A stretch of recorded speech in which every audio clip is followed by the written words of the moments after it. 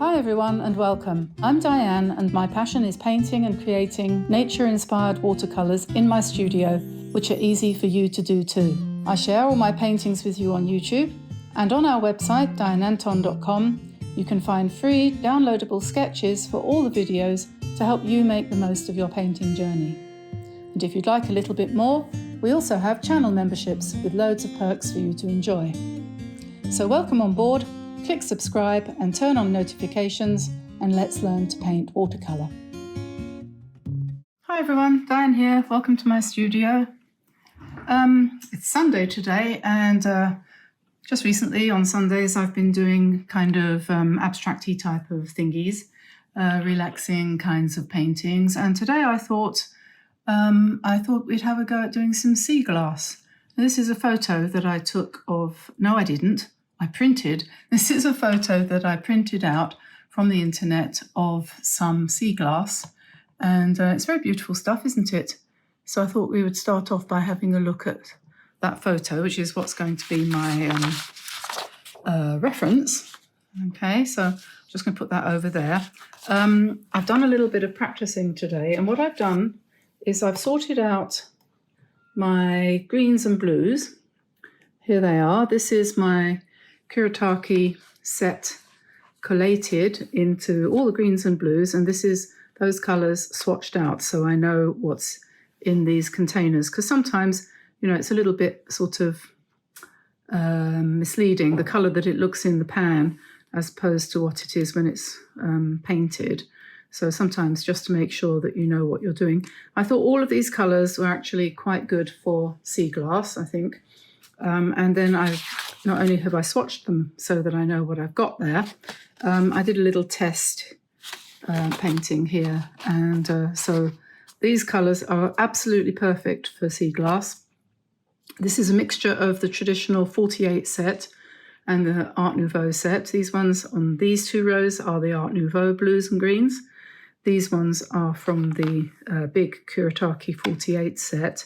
So altogether, we've got 2, 4, 6, 24 colours there to choose from. Probably won't use an awful lot of yellow because that's a very bright colour, and probably won't use an awful lot of this rusty colour. But, you know, a little bit of contrast never did anyone any harm. So I'll put that to one side as well. And underneath here, I've got my paper. This is a piece of Arches watercolour paper, because I thought I'd treat myself today. Since today is a special day, we are just about to turn over 100,000 subscribers, and that should happen within the next few hours. So that is so exciting. We will get our silver play button. Thank you everybody for helping us to achieve that wonderful goal. I really appreciate it. Shut up, Diane, talking too much again. I'm going to paint with two brushes today, probably, on this piece of paper. I've got here Da Vinci Usuri, size 10 round, which I discovered in my stash the other day. So we're going to give him a bit of a road trip. And then I've got a size 7 Drawwell here, which just happened to be lying on the desk. And that might be useful for slightly smaller pieces, perhaps. Like I said, this is a piece of Arches, regular watercolour paper, 100% cotton, 140-pound cold press. And it's been stretched using the technique of using craft paper around the outside, packing paper, not self-adhesive paper. This is the sort that you wet to activate the glue on the back. And I have got a video which we can link to in the description below if you like, showing you how to do this. I have a technique which I use, which I find works quite well for me. It's not as difficult as people think. And the only reason for doing this is because if it turns out well, then I might want to frame it, and it's nice to have a piece of good quality paper and also a piece that's absolutely flat. I could have used just as easily, and it's no shame. And I like using, and I might actually start this and say, I don't want to paint on this, it's horrible. I could just easily use a block of paper like this, which is glued all the way round, so it doesn't buckle when you paint on it. I think it's probably fairly important that the paper that you use for painting sea glass shouldn't buckle really, because it's going to be difficult to get the right kind of effect if it's going all over the place. But you know, hey, who cares? Basically, at the end of the day, who cares? So let's get started. For this painting, I think it's probably best looking at the shapes and so on.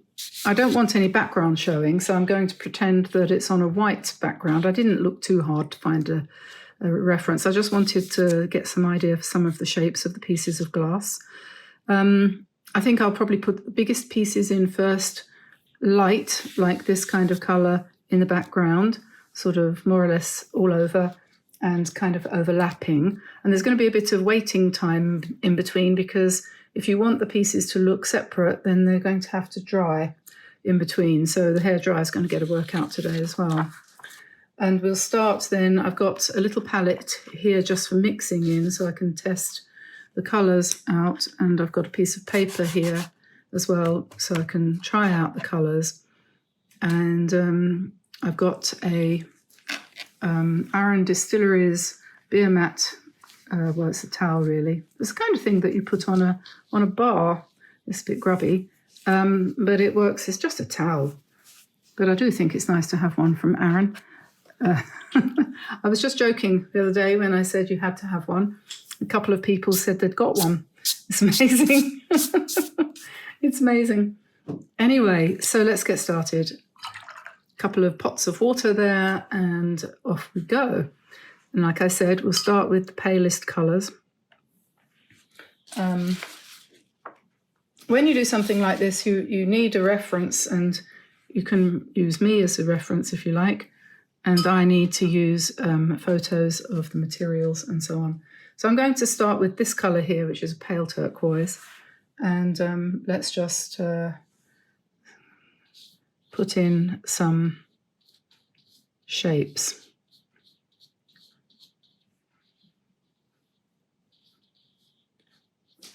And it's probably time to sit down. Like I said, we'll keep the colours really light and the pieces quite big to start with. And this is the kind of painting that you're going to do really slowly. Probably want to do it quite slowly. And maybe you might want to put some music on to listen to while you do it, because the idea of this is a bit meditative,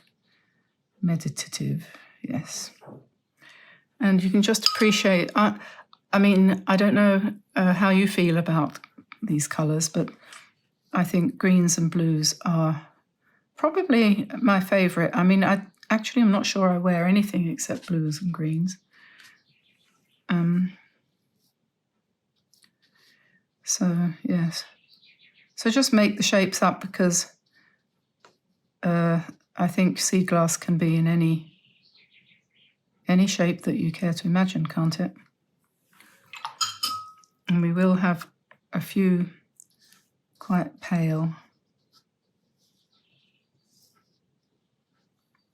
This is a completely undemanding kind of painting.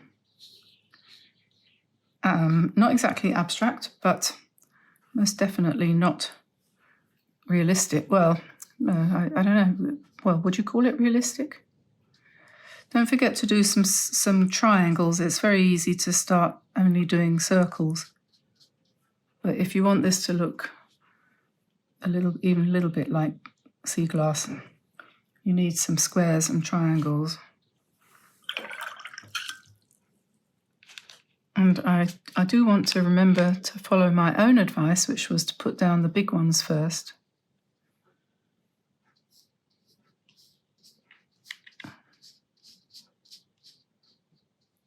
I've only painted sea glass once before. I had a little dabble into sea glass. Oops, that's a bit strong.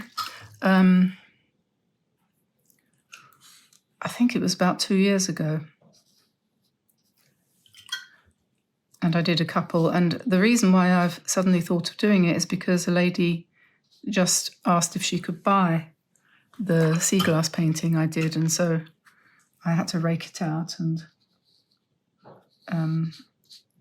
I thought, oh, why don't we do that?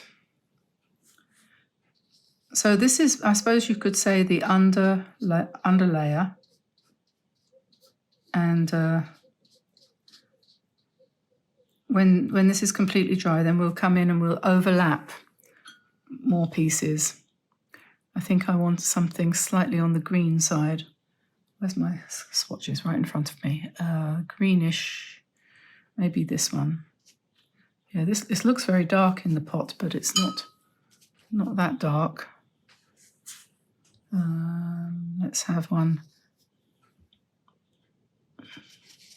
Let's have one that's kind of got a bit of a wavy line to it.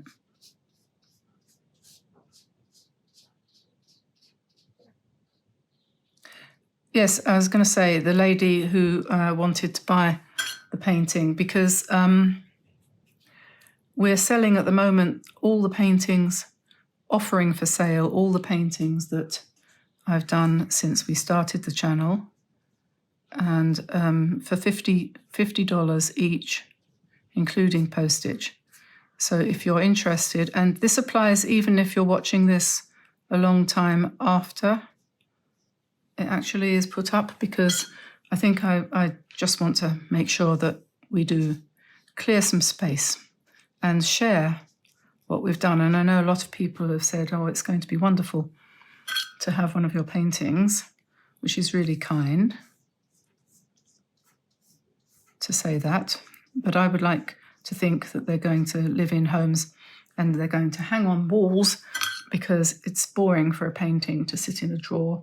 They've said to me, they have said, can't you do something about this, please? Because it's really boring living in a drawer. So let's get hung. That sounds vaguely strange. Let's get these paintings out there. Okay.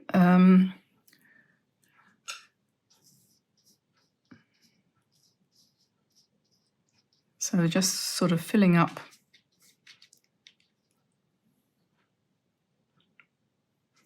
I think you'll enjoy this one, especially if you give yourself a treat like me, because I'm giving myself a treat today and painting on arches, which I don't often do. The reason I don't often paint on arches is because I think that for learning, it's intimidating to paint on paper that's too expensive, and arches is not getting any cheaper. Okay, so I've got one layer there. I'm going to quickly dry that. And now that's dry, we carry on with the next layer, and I'll stick with the same brush. I'm quite happy with this Da Vinci. It's nice, very nice. And I don't know whether it might be a good idea to make the colours on this next layer a little bit darker. But what we're going to do is overlap, okay? So, and not to touch the paper too much, because you want it to not disturb the layer underneath. There's a painting in the archives of some pink poppies, and they were painted this way, with layers going over one another once the underlayer had dried.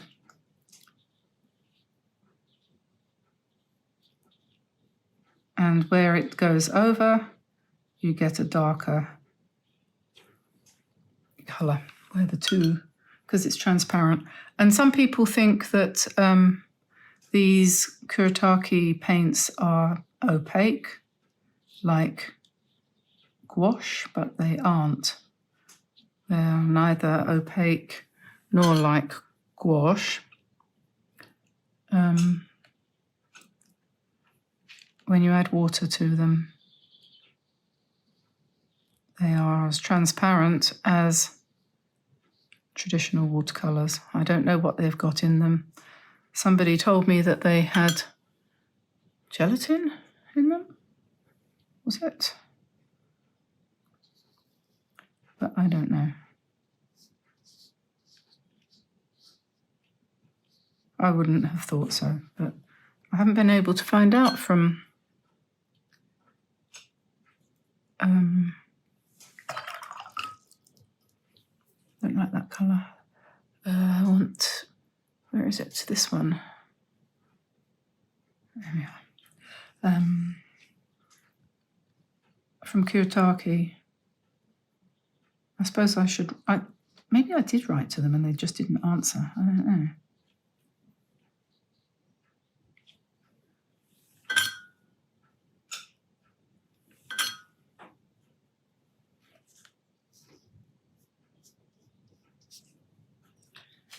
Very good practice, this,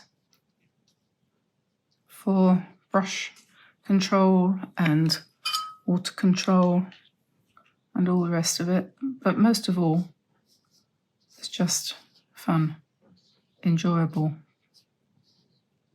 pleasurable.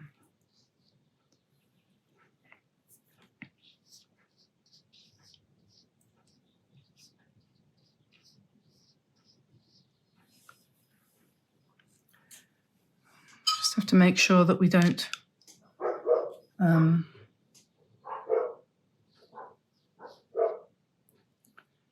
touch the paint where it's wet, because that would spoil the effect. It doesn't matter if you get a few back runs, though. I think that's probably quite a nice thing.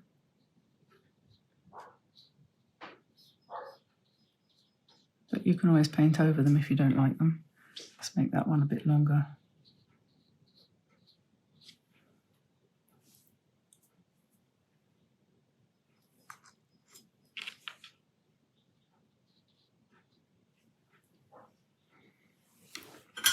Maybe I'll start putting in a few smaller ones as well.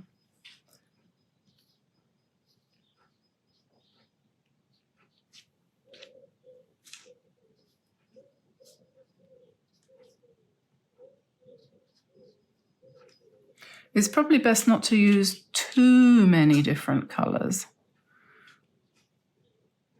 It would look a bit muddled if you used too many colours. But you do want to vary them, but I'm not trying too hard to be too systematic. I'm going to put in a little bit of something on the greenish side here. Is that one dry? I'm not sure. Because I think sometimes they get this yellowish colour of sea glass too. So we can put in a little bit of that.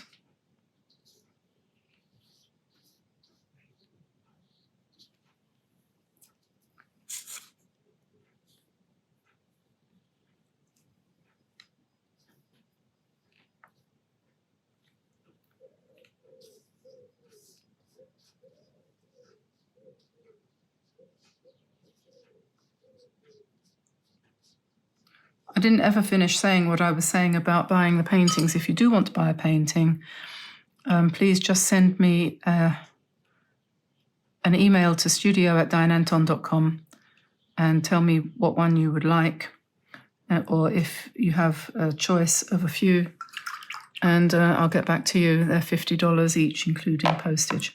I'm going to dry this now. Okay, carrying on.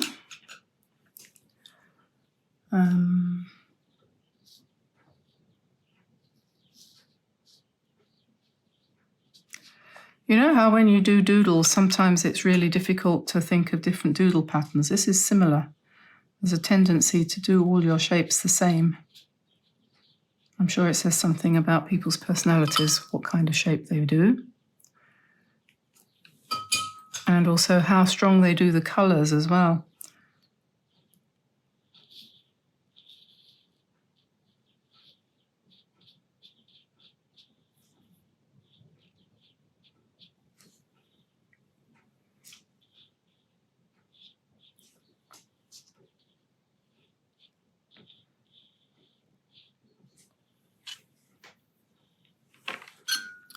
I think it's a good idea to sort of scatter around some darker, slightly darker ones right from the start sort of thing.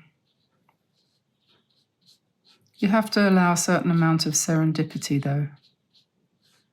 I think if you try to plan something like this completely, probably end up not being very happy with it.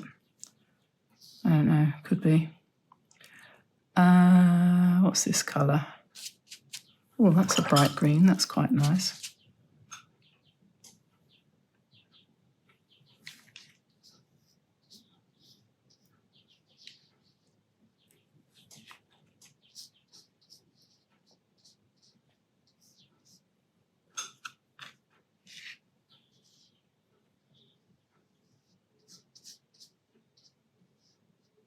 And of course, because you're overlapping, none of the colours is actually the same as it is when it's in the palette, because it's picking up the colours from underneath, which is kind of cool.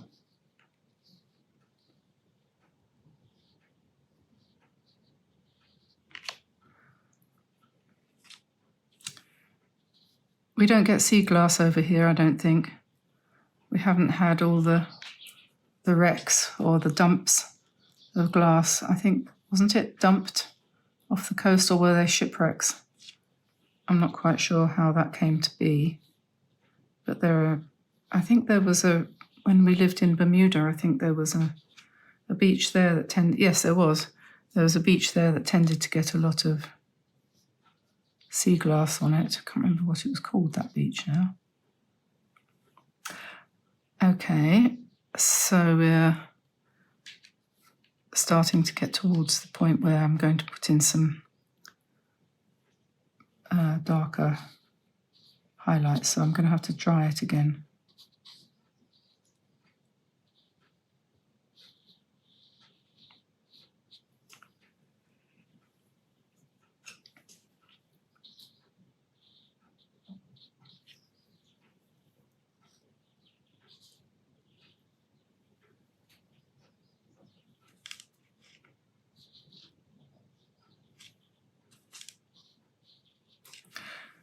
Okay, time to dry. Okay, that's dry now then. And so I'm going to put in a couple of little bits of contrast in the form of an orangey brown kind of colour. And so we're just going to pop in a few of these.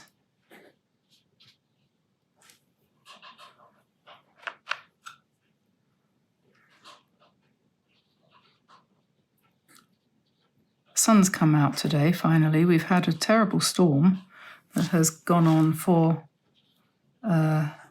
3 days, and we had winds of up to about 60 or 70 miles an hour, which is quite bad for us. It was really has damaged one of the roofs on one of our little outbuildings. Don't know if we're insured or not, we'll find out. But sadly, the wind brought down the nest of the magpies who had been building it carefully in an oak tree just outside the studio. Hopefully they will not be put off and they'll try again. They'd just about finished it. It was lined with mud and everything. It's a real shame.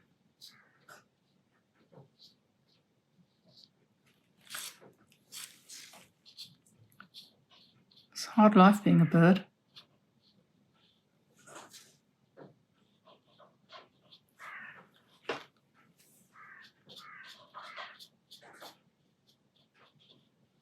Okay, that's enough of those.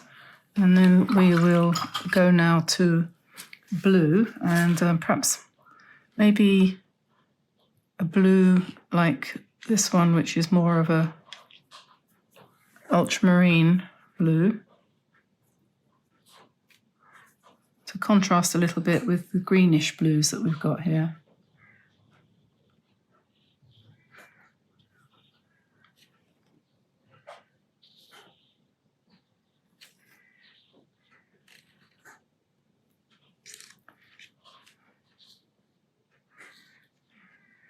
This is one of those paintings that you could carry on doing for ages. And it's very good for me to do something like this because I tend to be always, in a hurry to finish. Whereas something like this, you can't really. You've got to take your time.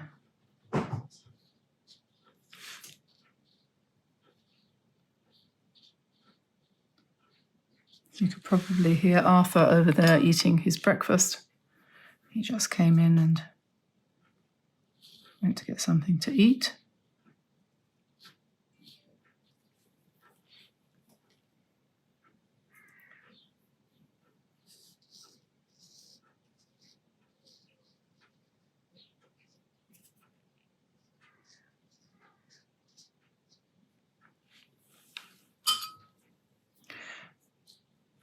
It's important to have a hairdryer on hand unless you want to actually get up and walk away and leave it to dry naturally, which is always a good thing to do if you can bear it. I'm not very good at that, especially when I'm videoing.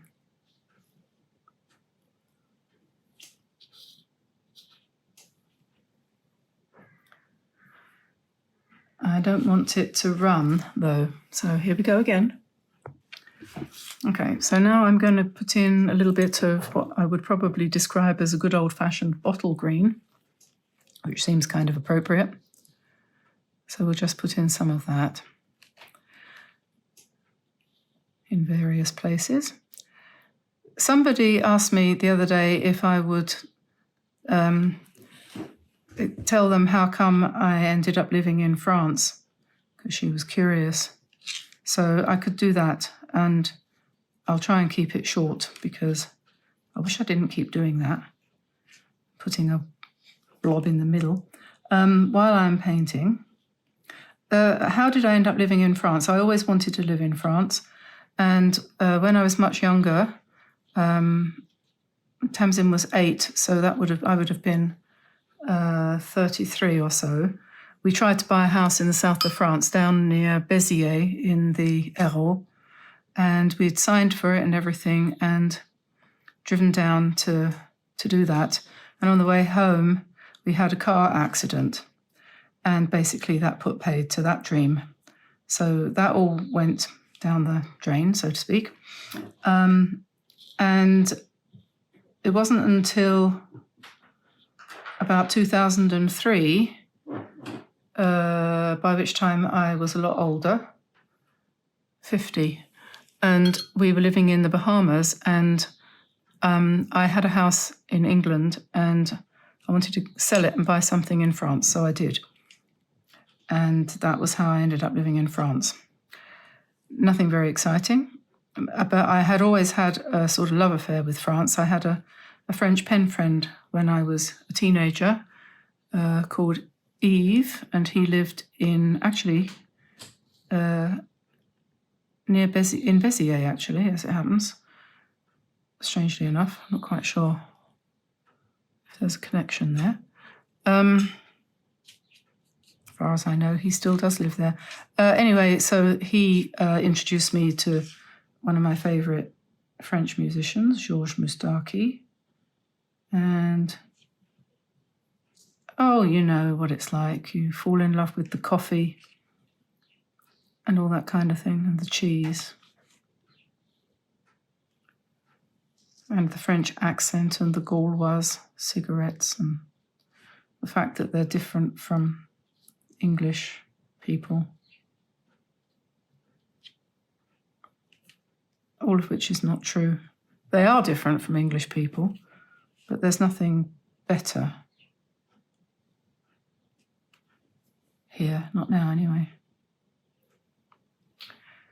So, putting in some darks here.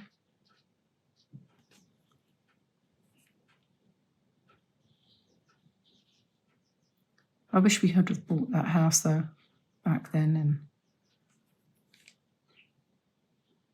Tamsin was 8, so that would have been, what year did I say that was? She was born in 78, so it'd be 86. Yeah. Hey-ho.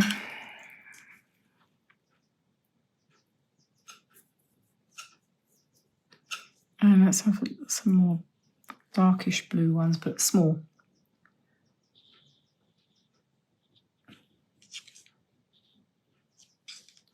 Maybe one-stroke ones, little pieces.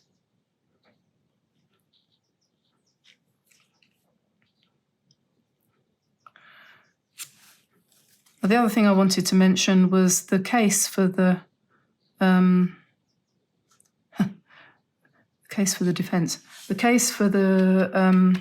paints, because my box is getting a bit tatty, and I suddenly realised that you could put them in one of those stay dry Masterson holders, which is designed for acrylics, and they fit in really well, and it's an excellent possibility. I'm going to dry that now, because for the last bit I want to put some dark ones overlapping each other. So let's see, I've got some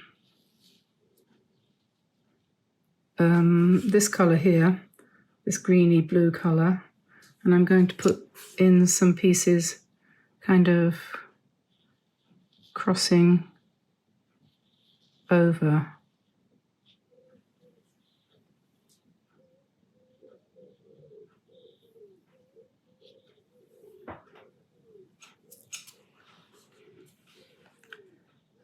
Don't want to obliterate the lights.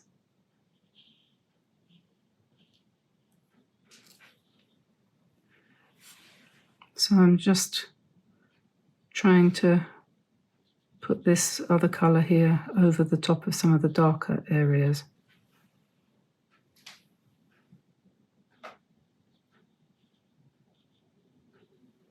I think it probably will be a good idea to do this painting several times. I think there's a lot to learn here.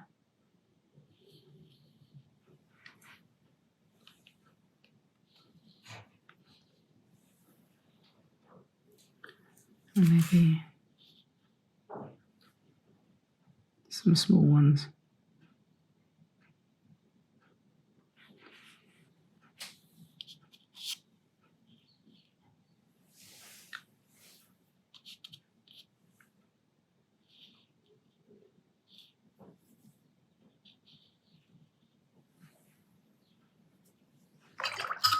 And maybe a little bit of emphasis on the yellows,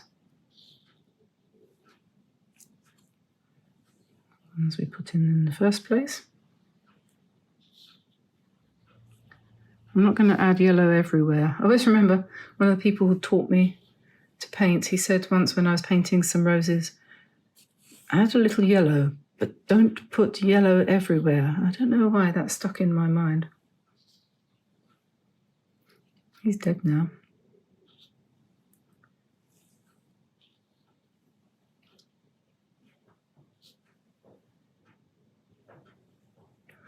So we're just emphasizing that yellow, and maybe I'll add a little bit of yellow to these ones as well, which I think are a bit on the brown side. So if we just put a little dash of yellow on top, that'll lift them up. You lift me up. Okay. I think we're getting to the point now where all we need is a few tiny dark blue ones. So I am just going to dry it again. Let's put some, this is a kind of phthalo blue mixed with ultramarine. And I'm just going to put in, using the smaller brush, just a few darks.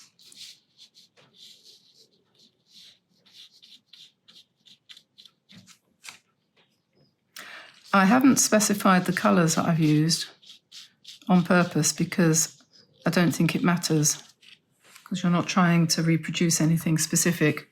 So just use whatever blues and greens you've got. It doesn't matter.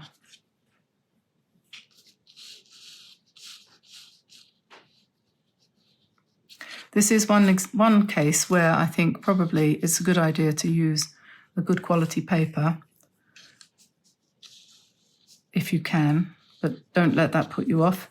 And by all means practice, you know, on something cheaper.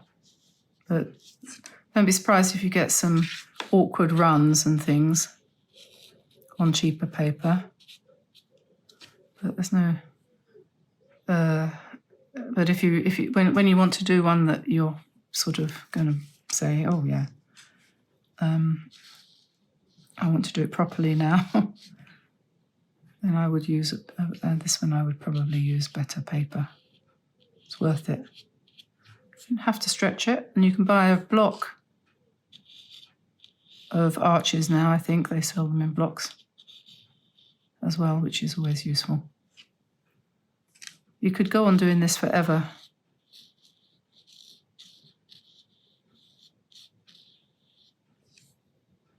But I'm going to stop soon, and I'm going to turn the painting round and have a look at it this way around, because I intended right from the start that it would be this way up.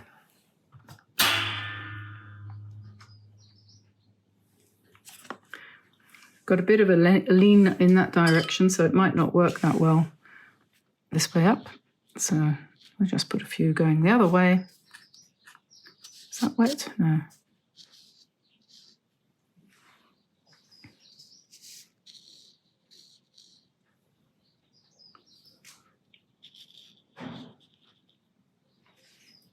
Well, there we are. I'm going to stop there, and I'm going to call it a day. So there we are, one sea glass painting. I hope you enjoyed watching me do that, and maybe you'd like to give it a try yourself. I hope you do, and I hope you have fun. And I'll say goodbye now, and I'll see you again soon, hopefully once we're past the 100,000 subscriber mark. Yay! So have a lovely Sunday, everybody, and I'll see you again soon. Bye-bye for now. Bye-bye.